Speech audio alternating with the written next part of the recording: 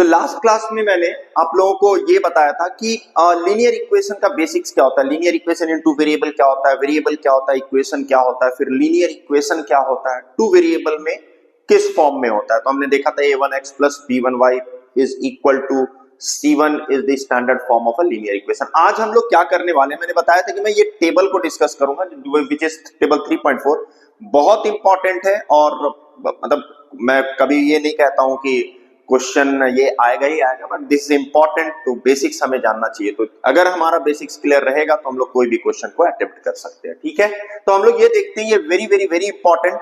तो हम लोग ये समझते हैं ये टेबल में क्या लिखा हुआ है, और फिर ये मैंने इसका बेसिक्स थोड़ा सा बताया हुआ था, इसी को आज कंटिन्यू करते हैं। तो देखो क्या है, और फिर एक ग्राफिकली हम लोग सॉल्व करके देखेंगे क्वेश्चन की, ग्राफिकली जो यहां पर पढ़ रहे हैं वो ग्राफिकली वही आता है या नहीं आता है, ठीक है। तो देखो, अगर ध्यान से देखोगे तो यहां पर तीन इक्वेशन दिया हुआ है तुम्हारा, ठीक है। तीन इक्वेशन लिया हुआ है, एक ये पेयर ऑफ इक्वेशन है, एक ये है और एक ये है। तो हम लोग तीनों को एक एक करके डिस्कस करते हैं और इसका रिलेशनशिप फिर देखते हैं कि इसका कोएफिशिएंट x और y के कोएफिशिएंट से क्या रिलेशन है। तो देखो, पहला इक्वेशन क्या लिखा हुआ है, x minus 2y is equal to 0, 3x plus 4y minus 20 is equal to 0। तो इस इक्वेशन को हम लोग फर्दर लिख सकते हैं, 20 को उधर लेकर के चले जाएंगे तो ये हो जाएगा इज इक्वल टू 20। तो यही मेरा दो इक्वेशन लिखा हुआ है, ठीक है। अब हमने क्या कहा था कि स्टैंडर्ड फॉर्म क्या होता है, a1x plus b1y is equal to c1 और a2x plus b2y is equal to c2। क्यों लिख रहा हूं, क्योंकि मुझे coefficient of x and y को कंपेयर करना है। तो यहां पर x का कोएफिशिएंट क्या है, 1, तो a1 क्या है 1, b1 क्या है -2 और c1 क्या है 0। सेकेंड इक्वेशन में देखो, a2 क्या है 3, b2 क्या है 4 और c2 क्या है 20। करना क्या है, तो हम लोग देखते हैं a1 बाई a2 रेशियो निकालेंगे, b1 by b2, c1 by c2 का रेशियो निकालना है। a1 बाई a2 क्या है, so this is 1/3, b1 by b2 क्या है -2/4 और c1 बाई c2 क्या है 0/20। सो whether these are equal or not, so 1/3 is not equal to -2/4, ये -1/2 है and not equal to this।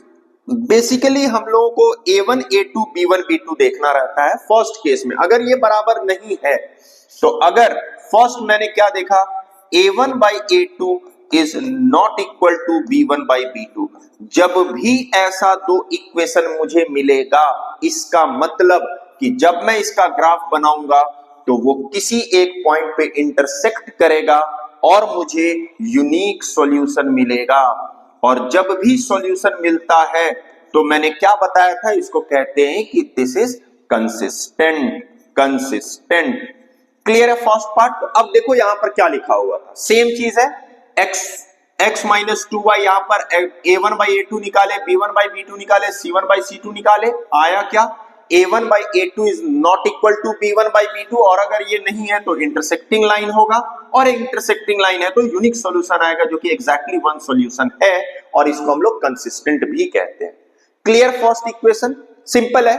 अब इसी तरह देखो, मैं थोड़ा सा फास्ट करूंगा क्योंकि मेरे पास ये ऑलरेडी लिखा हुआ है। सेकंड और थर्ड इक्वेशन देखो क्या है वो समझते हैं। तो मैं अब फर्स्ट इक्वेशन को हटा रहा हूं और मैं इसको लेकर के ही चलता हूं, a1 a2 हटा दे रहा हूं, तो ये सब हम लोग डिलीट कर देते हैं और नेक्स्ट का c1 c2 ये सब देखेंगे कि क्या है, ठीक है।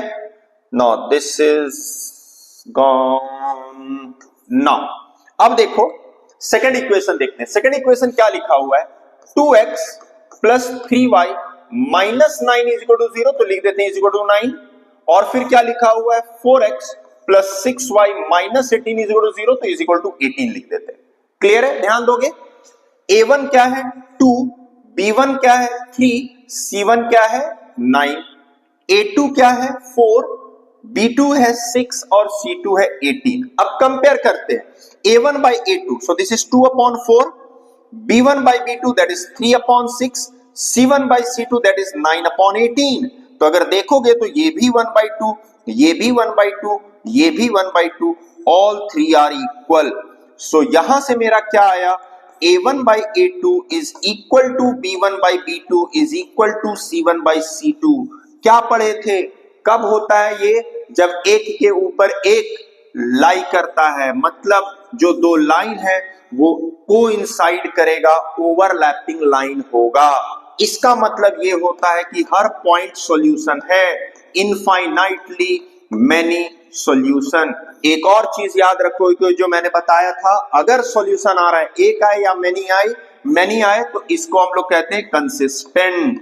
तो मेरा क्या हो गया, A1 by A2, B1 by B2, C1 by C2 coincident और इनफाइनाइटली मेनी सॉल्यूशन, और इसको कहते हैं कंसिस्टेंट भी। सिंपल, क्लियर है, वेरी गुड। नाउ थर्ड देखते हैं, अब तीसरा इक्वेशन को लेकर के देखते हैं कि क्या दिया हुआ है, और इसके बाद मैं तुम लोग को एक और इंटरेस्टिंग सा चीज बताऊंगा खुद से कैसे बना सकते हो तुम लोग कोई भी इक्वेशन। नाउ थर्ड देखो क्या कह रहा है, थर्ड है मेरा, इसको मैं भी रख रहा हूं, वो देखेंगे क्या आता है। थर्ड इक्वेशन क्या दिया हुआ है, देखो थर्ड इक्वेशन दिया हुआ है x plus 2y is equal to 4, तो -4 is equal to 0, तो मैंने इक्वल टू 4 लिख दिया, and then 2x plus 4y is equal to 12। a1 क्या है 1, b1 है 2, c1 है 4, a2 है 2, b2 है 4, एंड देन c1 is 12। तो अब देखो a1 by a2 क्या आ जाएगा 1 by 2, b1 by b2 क्या है 2 upon 4, और c1 by c2 क्या है 4 upon 12। तो अगर इसको सिंप्लीफाई करेंगे तो ये 1 by 2, ये 1 by 2, but this is 1 upon 3। तो मेरा क्या आया, this and this is equal but this is not equal, मतलब a1 by a2 is equal to b1 by b2 but not equal to c1 by c2। ये कब होता है, तो ये होगा जब नो सॉल्यूशन आएगा, और इसको कहते हैं पैरेलल लाइन। तो जब हम लोग इन दोनों इक्वेशन का ग्राफ ड्रॉ करेंगे तो वो पैरेलल लाइन आएगा, और इसको कहते हैं नो सॉल्यूशन। और जब नो सॉल्यूशन है तो इसको क्या कहेंगे, इनकंसिस्टेंट।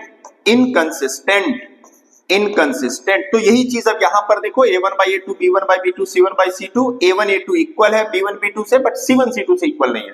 तो कैसा बनेगा, पैरेलल लाइन, और कोई भी सॉल्यूशन नहीं आएगा।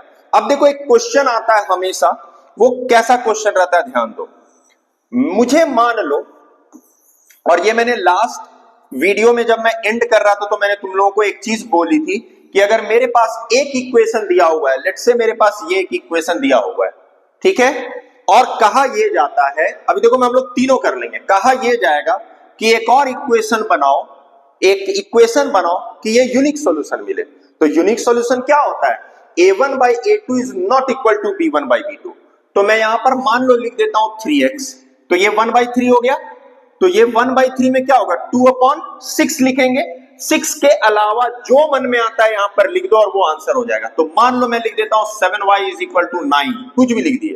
तो अब यहां देखो 1 by 3 is not equal to 2 by 7, ये मेरा यूनिक सॉल्यूशन देगा। ठीक है, क्वेश्चन आता है कि यहां पर क्या पुट कर सकते हैं, k का वैल्यू क्या होगा, तो हम लोग लिखेंगे 6 के अलावा कुछ भी, 6 के अलावा कुछ भी। तो instead of 6 if I right any number, so these two equation will give me the unique solution। Clear है, क्यों, क्योंकि a1 by a2 और b1 by b2 इक्वल नहीं है। नेक्स्ट देखो, अगर क्वेश्चन ये आता है कि एक इक्वेशन दिया हुआ है, एक और इक्वेशन लिखो कि वो पैरेलल होगा, तो पैरेलल में हम लोग क्या देखते हैं कि a1 by a2 is equal to b1 by b2 is not equal to c1 by c2। a1 पता है, a2 पता है, a1 b1 c1 पता है, तो मुझे क्या करना है, a1 by a2 b1 by b2 को इक्वल करना है। तो मैं मान लो मैं यहां लिख देता हूं 2x, तो ये अगर ये 1 by 2 है तो यहां पर हो जाएगा 4y। देखो a1 by a2 b1 by b2 equal हो गया, और इसको इक्वल नहीं करना है, तो अगर 8 लिख देंगे तो इक्वल हो जाएगा 1 by 2 हो जाएगा। तो 8 के अलावा हम लोग कुछ भी लिख सकते हैं, मैंने लिख दिया 10, हो गया करेक्ट आंसर।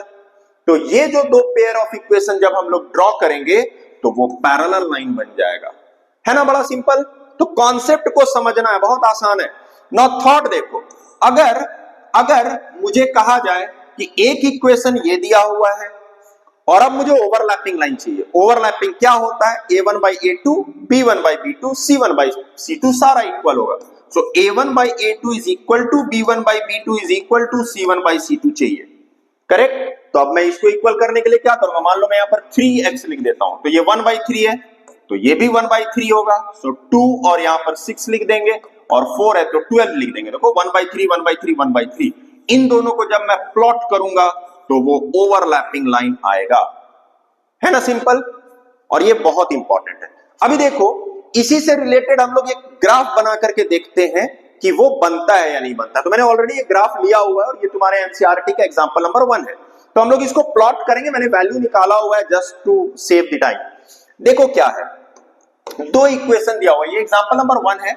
दो इक्वेशन दिया हुआ है, एक इक्वेशन दिया हुआ था x + 3y = 6 और दूसरा इक्वेशन दिया हुआ है ये, और कहता है सॉल्व ग्राफिकली। तो हम लोग को इसको ग्राफिकली सॉल्व करना है। तो हमने क्या कहा था, सॉल्यूशन क्या होता है ग्राफ का, अगर एक पॉइंट पर इंटरसेक्ट करेगा तो मुझे यूनिक सॉल्यूशन मिलेगा at the point of intersection, अगर ओवरलैपिंग होगा तो मैनी सॉल्यूशन, हर पॉइंट ही सॉल्यूशन है, और अगर वो पैरेलल होगा तो कहीं पर मीट नहीं करेगा तो नो सॉल्यूशन उसको कहेंगे, ठीक है। अब देखो ये क्या होता है, हम लोग सॉल्व कैसे करते हैं इसको, तो मैंने बनाया हुआ, मैं समझा दे रहा हूं, सिर्फ ध्यान दोगे।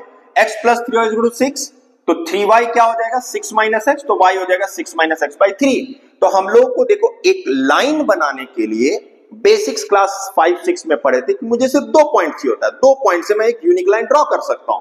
तो हम लोग 2, 3, 4 जितना चाहिए ले सकते हैं, बट मिनिमम 2 तो चाहिए, 2 तो चाहिए ही चाहिए होगा। तो y = क्या आ गया इस इक्वेशन से, 6 - x/3। तो x के जगह मैंने 0 पुट किया तो ये 2 हो गया, x के जगह 3 पुट किए तो 1 हो गया, x के जगह -3 पुट किए तो 9/3 3 हो गया। तो ये पॉइंट है, देखो मैं अब इसको प्लॉट कर रहा हूं। सो x जब 0 है सो y is 2, so this is the point. x जब 3 है y is 1, so this is the point. x जब -3 है तो y is 3, this is the point. Correct. तो ये मेरा 3 पॉइंट है। अब मैं इस लाइन को ड्रॉ कर रहा हूं तो आई नीड अ स्केल, और मैं स्केल से एक लाइन ड्रॉ करता हूं, देखो ऐसा।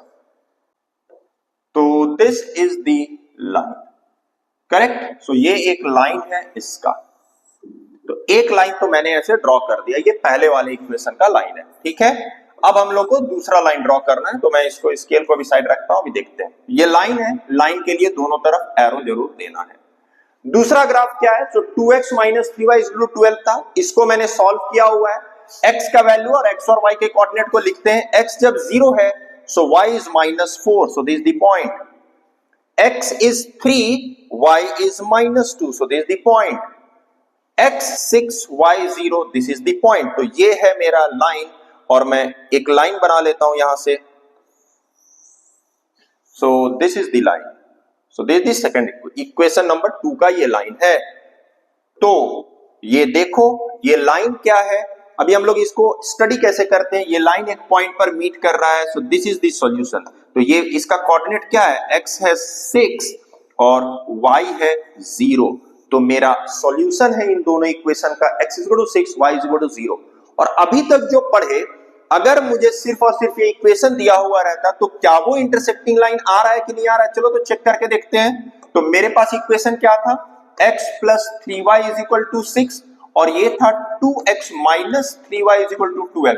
इंटरसेक्टिंग कब होता है, जब a1/a2 is not equal to b1/b2 होता है। a1/a2 क्या है, 1/2 है। b1/b2 क्या है, 3/-3 मतलब -1/1 है। सो 1/-1 लिख ले रहे हैं, 1/-1। देखो ये दोनों बराबर नहीं है, तो a1/a2 is not equal to b1/b2, it means intersecting line unique solution. Clear है ये कॉन्सेप्ट, क्लियर है ये कॉन्सेप्ट, वेरी गुड। अब हम लोग क्या करने वाले हैं, कि हम लोग नेक्स्ट क्लास में एग्जांपल एक्सरसाइज 1 करेंगे इसका, और उसके बाद एलिमिनेशन जो ग्राफिकल सॉल्यूशन है और इससे रिलेटेड क्वेश्चन है, और उसके बाद हम लोग सेकंड एक्सरसाइज में जाएंगे। तो पहले मैं एनसीईआरटी आप लोग को सब करा देता हूं, तो एनसीईआरटी इंपॉर्टेंट है। इसके बाद फिर आर एस अग्रवाल और आर डी शर्मा का क्वेश्चन करेंगे, और मैं सारा कुछ अपलोड करता चला जाऊंगा, ठीक है। Thank you.